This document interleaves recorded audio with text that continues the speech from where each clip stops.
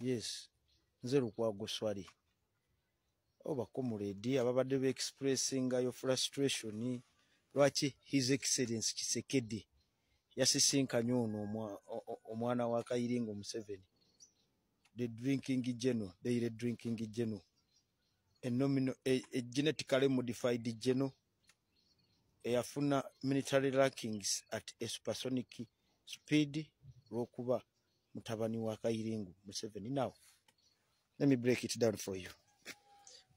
Esawa yonna, actually, ensonga ya Kongo eno togirabira nti Kayiringo Museveni oba Kayiringo Kagame tibe bakiri emabega no. It international, okay, and being actually perpetuated the Congolese conflict by international key players, okay. Ababadde bayina leverage over Kayiringo Museveni and Kayiringo Kagame okutwalanga ebikolwa ebyobutujju n'entalo e Congo nga bayita mu rebel groups. Tugende back in 1996. Tujjukire back from the 60s, the gold scandal ezaleetera Obote obuzibu. Kakati tujje Kayiringo Museveni, okay, bawambye obuyinza 1996. European Union ebawa sente barumbe Congo. Bagira ne barumba Congo, mujjukire ebyave Congo, Kisangani 1, Kisangani 2, RCD Gomalale for Congolese democracy. Kayiringo ka Kagame nga kekajiwagira netuke Congo ne yeyawulamu ebitundu bibiri, RCD Gome ya Kagame, RCD Kisangani ya Kayiringo Museveni. Then movement for the liberation of Congo. Movement for the liberation of Congo ngewagirwa Kayiringo Museveni nga wagira John Pierre Bemba. Nebagira ne bakola effujje. Gitwa witnessingira Kisangani 1, Kisangani 2. Bo bennyini ne beekubanga baagala influence and control over certain mineral deposits. Okay? Ekyo kikulaga nti abazungu be babadde nga bapika buno obuyiringo okola effujje wa e Congo. Paka we wayingiddewo ensonga endala.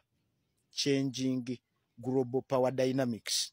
China, Russia, North Korea neziyingire Congo. Kwegamba these international key players zibadde zitanize Congo into their battlefield in their quest to get Congolese minerals.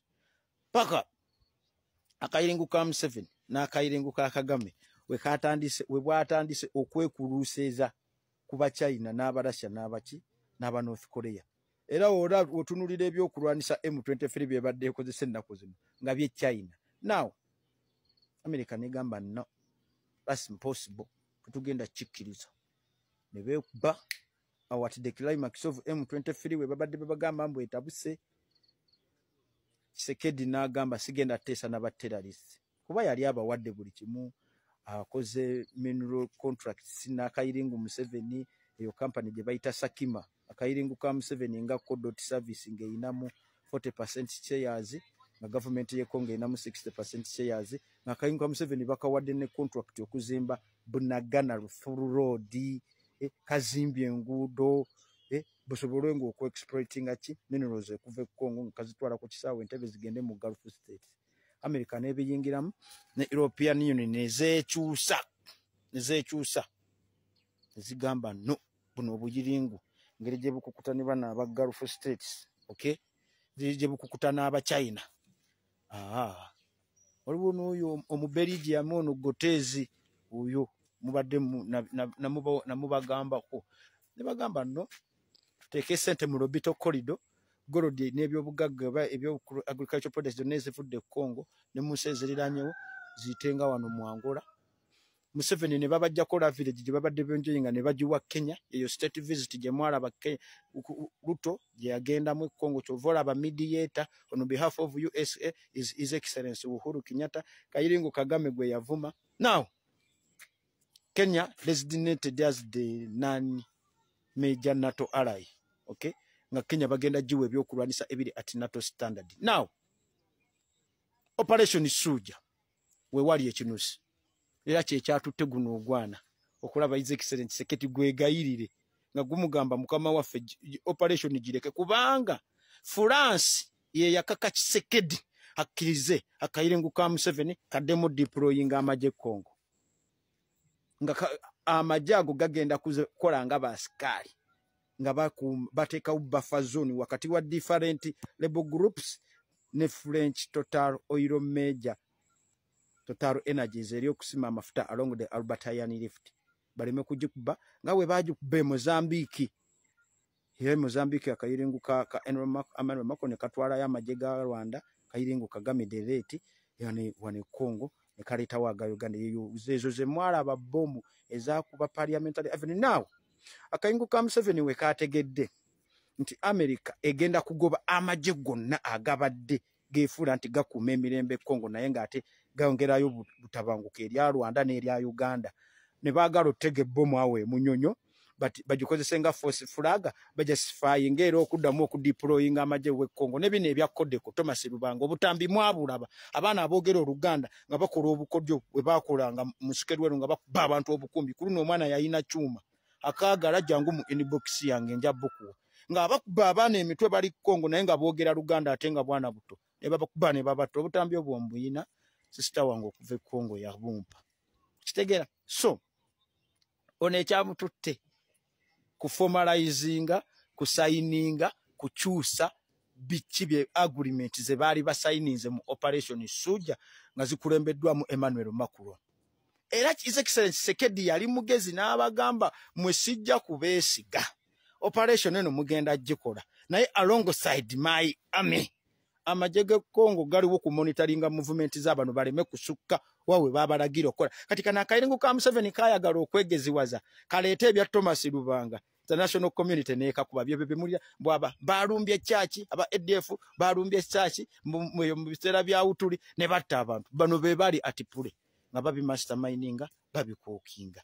Now kino kye mwalabye kwabadde ku finalizinga kugoba bakulu bano Congo kubanga as by the mineral deal contract egendo signing wa wakati wa Congo ne America egenda kuwa security guarantee Congo. Okay, no foreign country egenda kuddamu ku violating sovereignty territories of Congo. Era ensi yonna oba Uganda oba Rwanda sengeddamu okuyingiza amagye gayo Congo America ejja giteekako sanctions oba n'okugikuba. America egenda kutandika eggye lya Congo. Era as of now mwalabye director wa Black Water Mercenaries aina video gye yafulumiza nga ayogera ku mulimu Kagame ne Museveni gwe bakoze Congo okugidestabilizinga baba wadde obuyinza okumaninga security mu Congo.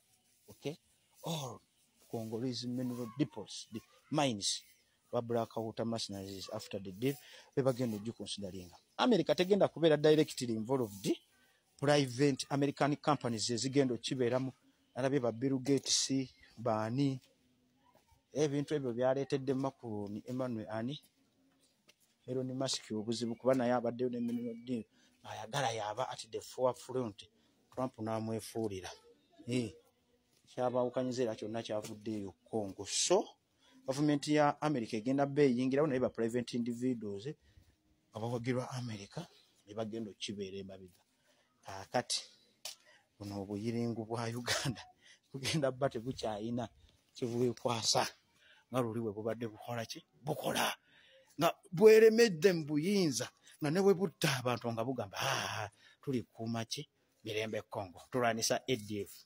Tewaliwo ADF, tewaliwo M23 ADF abo bonna bajasi ba Uganda ne Rwanda abakola ki abadde bali kulutingibwa nga Kayiringo Museveni andi Kayiringo Kagame. So baganda bange naddala kinyonyi lukaala kubanga obadde bita embadde njogera naawe kinyonyi lukaala jasapuli n'omwanye nazo okuva Congo babadde basazaamu biragaano bye baali bakola ababagamba tugenda mu ndagaano empya n'America egenda okutwasiwalinga security guarantee mu amagye gonna ge muyine Congo eyo mu butuli. Era Uganda ebadde Congo ku lwa Bufalansa nga bakola mulimu gwa sikaali kyovula babasindiseeyo ekyo ekyeyitambo ki CDF kigende bakole endagaano singa balemerayo mumanyi America kyejja bakola ejja kujja eyitire mu NBC balage enfo mwe bali ennyonyi zitandika okubakuba abamanyi bakuba balabe ejjogo lulina okugwa e Congo. I sign out.